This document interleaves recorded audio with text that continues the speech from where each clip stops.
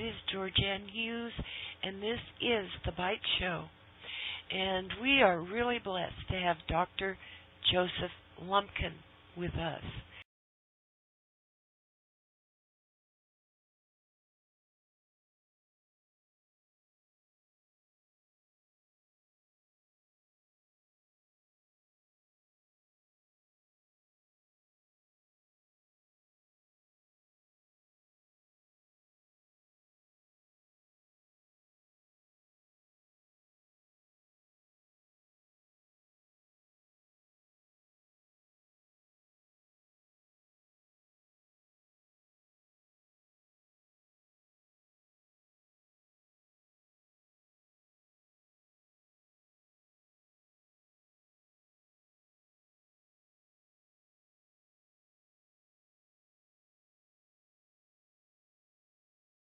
We have forever in Christianity, as long as Christianity has been here, we have waited for the return of Jesus.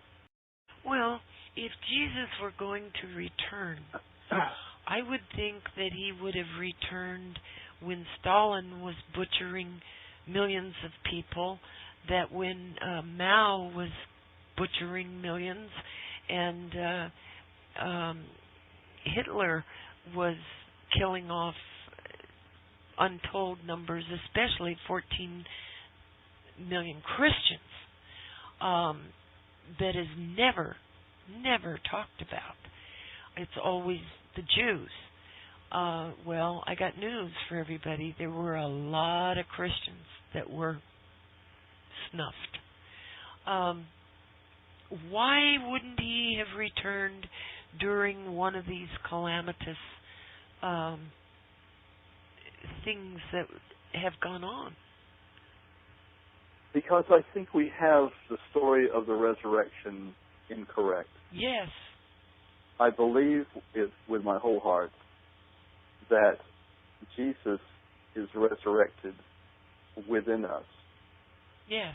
That the entire story is built around the fact of finding the Christ in us and finding that seed of God and resurrecting Christ in us. And that in itself is the story of Christianity. That's what he came to provide us with, a path toward the resurrection of Jesus. When he said to us, "Greater things than I do will you do," he said everything he needed to say. And basically that was saying, I am not God, because if I were God, you couldn't do better than I. Yeah. But I provide you a path to your godhood inside you, and when you find it, greater things than I have done will you do. You will be like me. The Bible also says that when we see him, we will see that we are like him. That is to say, when we are together again, we will see that we are like him.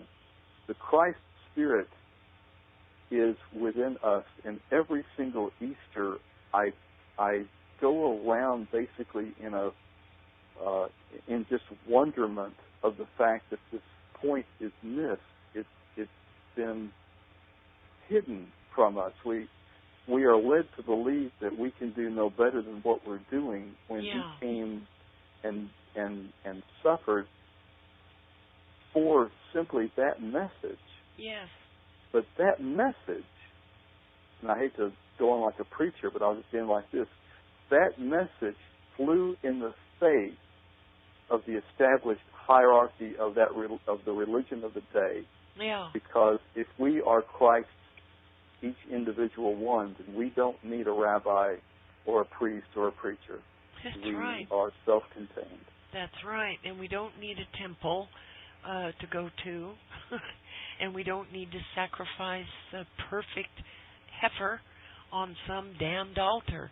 God, it's so backwards, Joseph. It's shameful.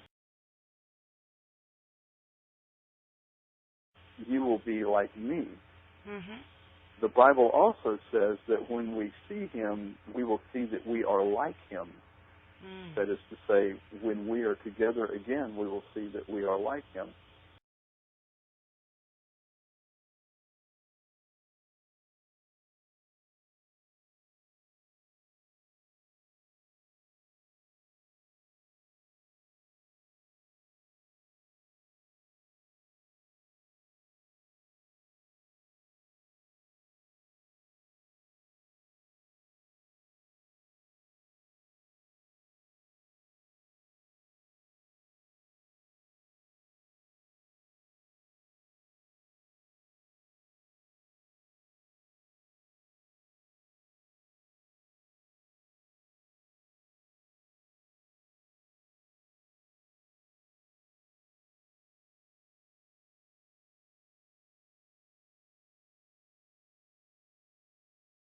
The Book of Jubilees is also known as the Little Genesis.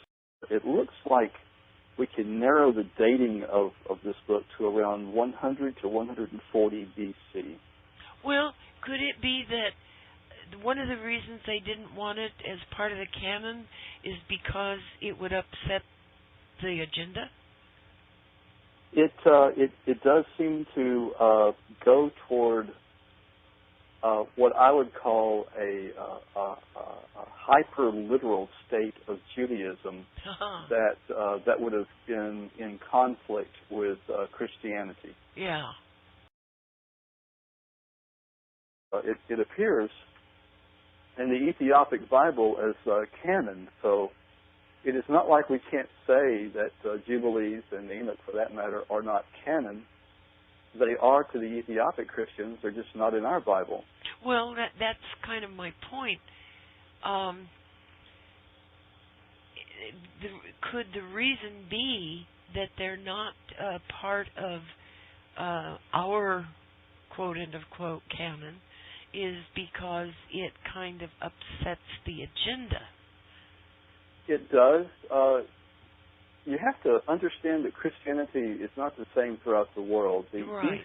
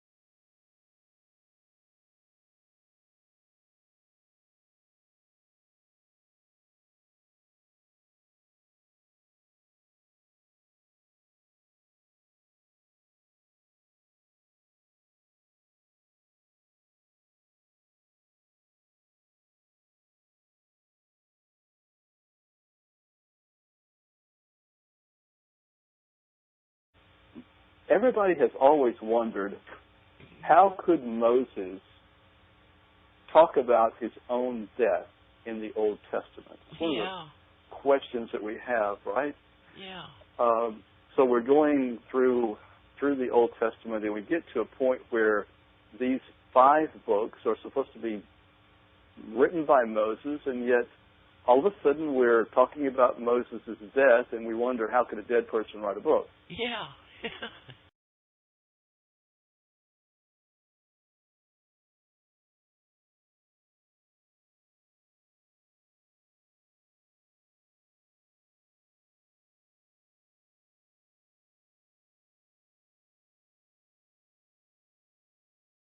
Well, who did Cain marry?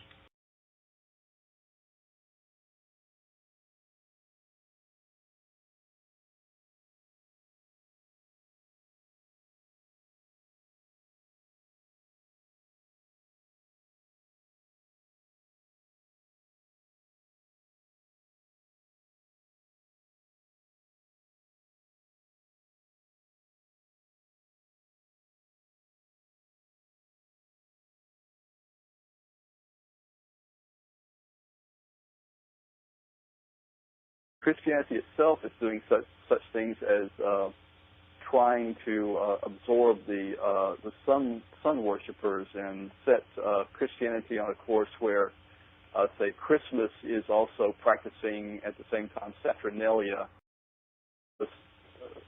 We ran into a problem with our own mind, more or less. We came to this bifurcation. We could not figure out how God, who is supposed to be all good, could also facilitate evil. Yeah. So we broke Satan off and made him a free agent. And still today, we will have this conversation within church. God is in control. Yeah. And then at the same breath, we'll hear Satan controls this world. Yes. And it's double talk. Yes, it is. It's you either have a God who is in control of everything, or you have a God who is not in control of everything. And so we absorbed the Zoroastrian element in the Middle East, which has an absolute good and an absolute evil set of deities. And from their idea, we allowed ourselves to free God of the evil that is in the world.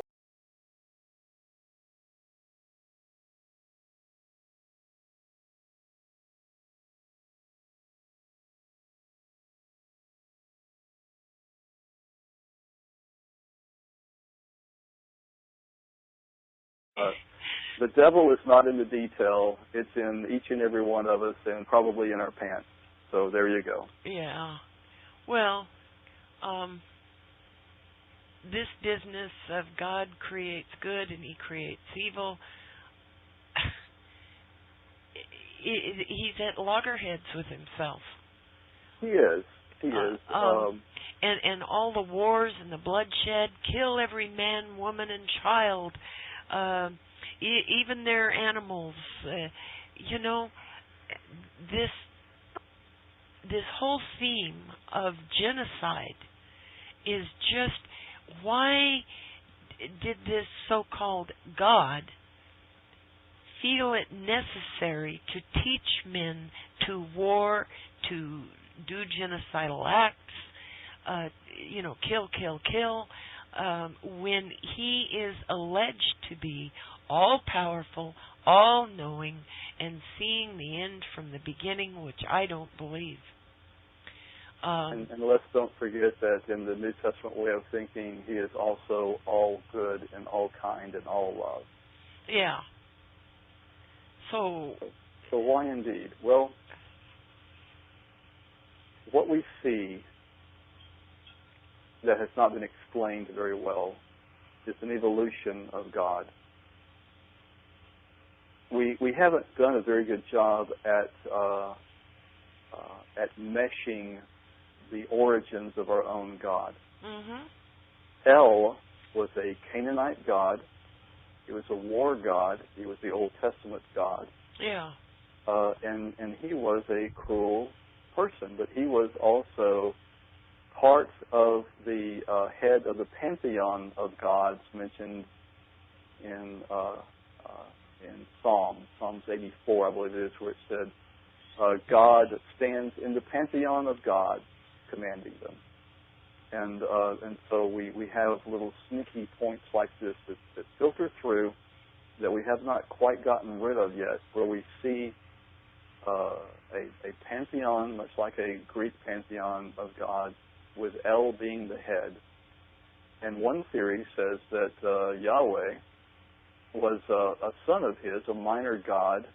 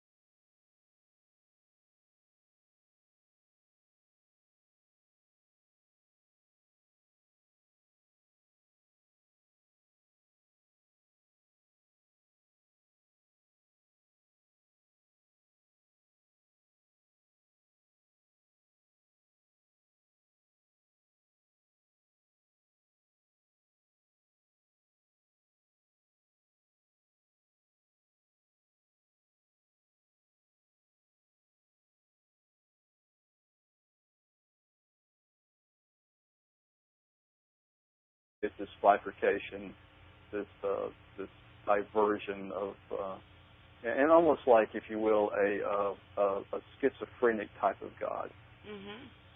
And that's part of our problem, is that we came, the foundational idea of God, of El, came from a warlike Canaanite nation. And we have built off of that. Our religion keeps crashing because we do not have a good understanding of its foundation. Well, you can certainly say that again. My goodness.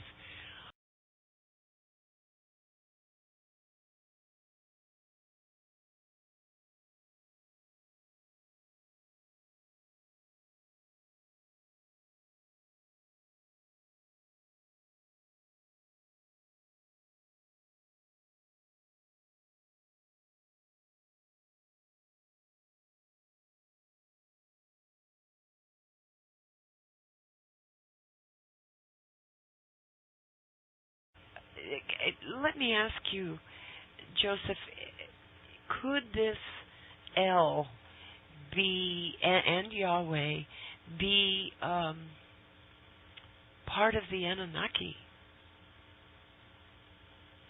I don't know, GeorgeAnn. I can't even speak to that. I don't have enough data to draw a conclusion.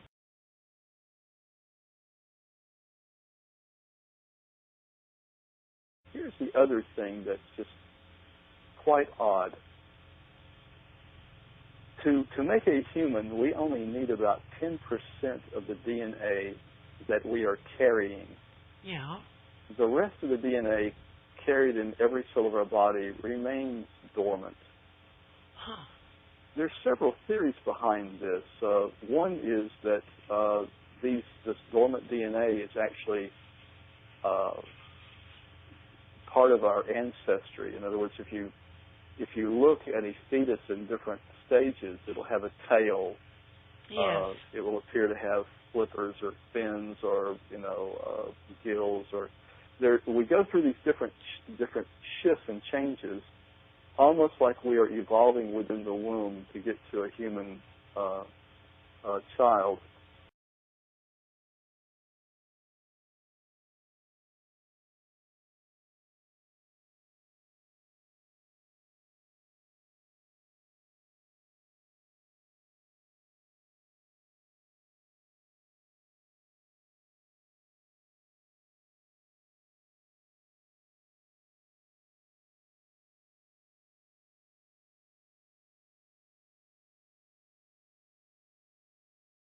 One theory says that Enoch was written before Genesis. And of course, one theory says that Genesis was written before Enoch and Enoch borrowed from it. But if you look at the different... Genesis was written by several people, and so was Enoch. Enoch was put together over a period of hundreds of years. Yeah. A couple hundred years. But the first book in the book of Enoch, if you will, the first, let's call it the foundational book, that's called the Book of the Watchers. Yes. If you compare that to the P as in Paul, or in this case, P as in priest, if you compare that to the priestly additions to Genesis, you have several things that kind of stick out. There are parallels that talk about the fallen angels, and they talk about Cain and Abel, and all of these things. When you lay them down, it looks like they drew from the same source.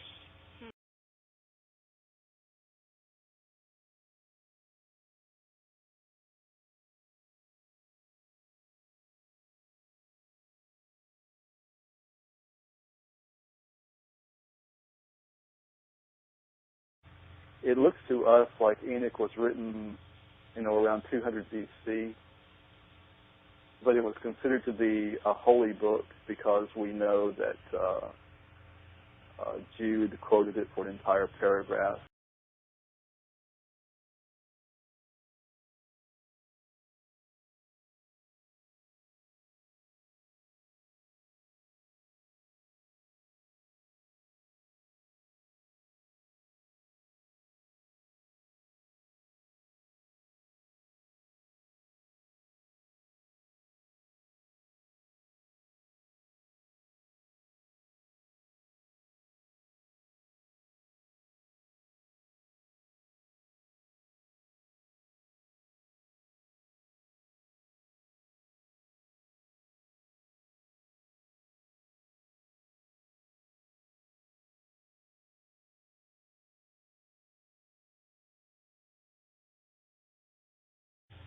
So one must ask oneself, do we have different hierarchies?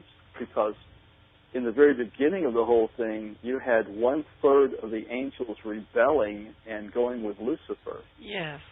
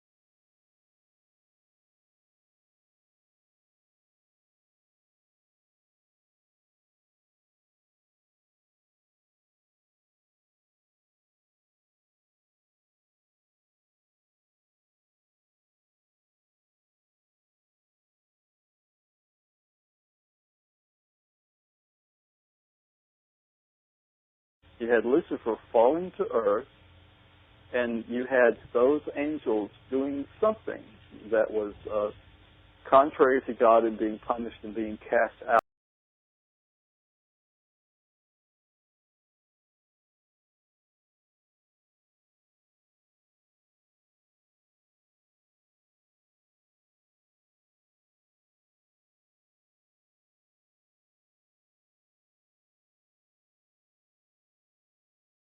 So now they are out of the heavenlies. They are someplace else. So you have that fall. Joseph, could that be related to in Genesis 1 where they say, let us create, let us? That's a very troublesome word.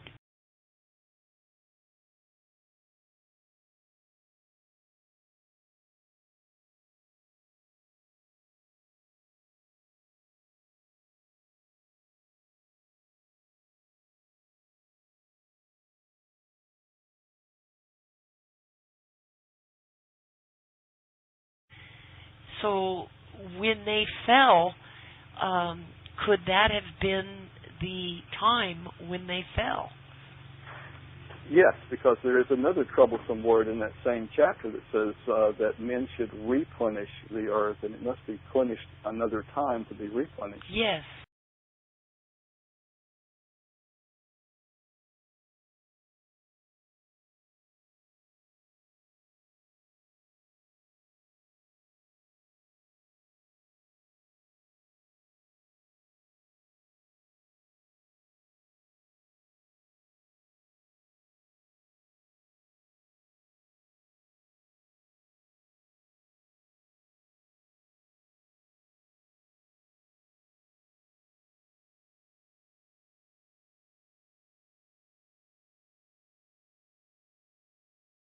Of course, the Gnostics have long since answered that question by saying the world is so messed up because the God or the Creator Yaldabaoth was an insane angel.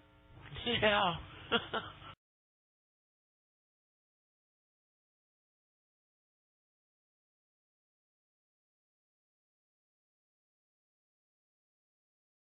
It must be that the actual Creator is insane himself because the world is so insane. Yeah. Well, if you extrapolate that, you have the possibility that the Creator of this world, according to their way of looking at it, was maybe one of these fallen angels. I don't have any trouble in cross-pollinating those two ideas to get the fact that a fallen angel may have been over some distortion that we have now in this world.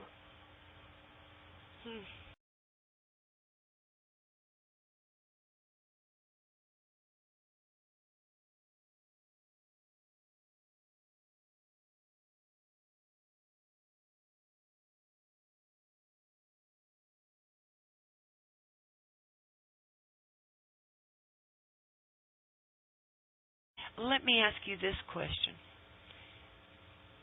Is much of the Old Testament taken from the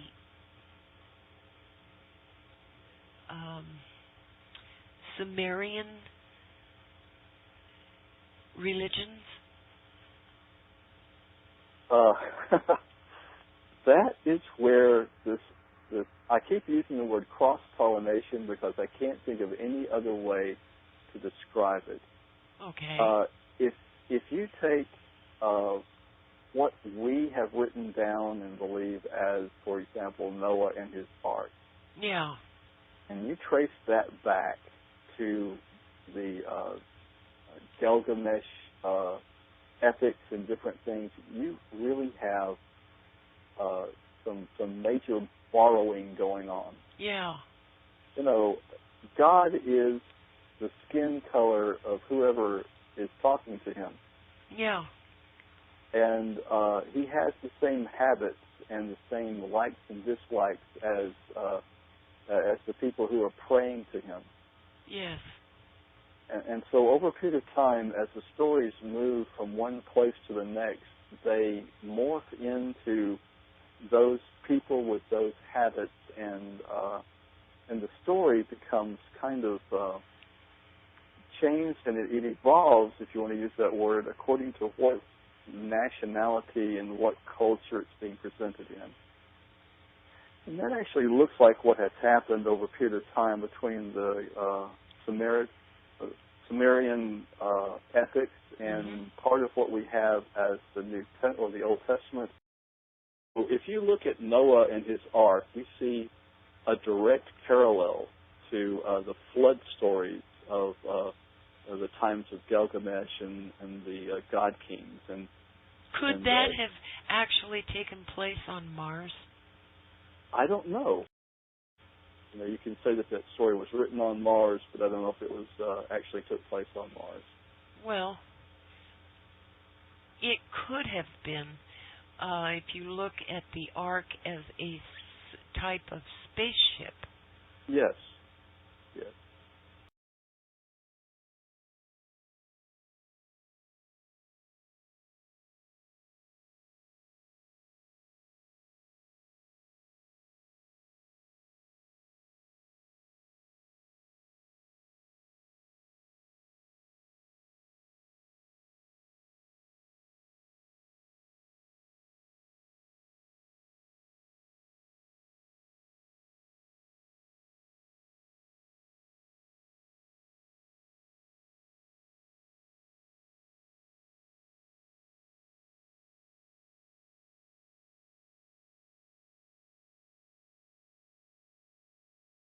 Used to just love Gene Scott.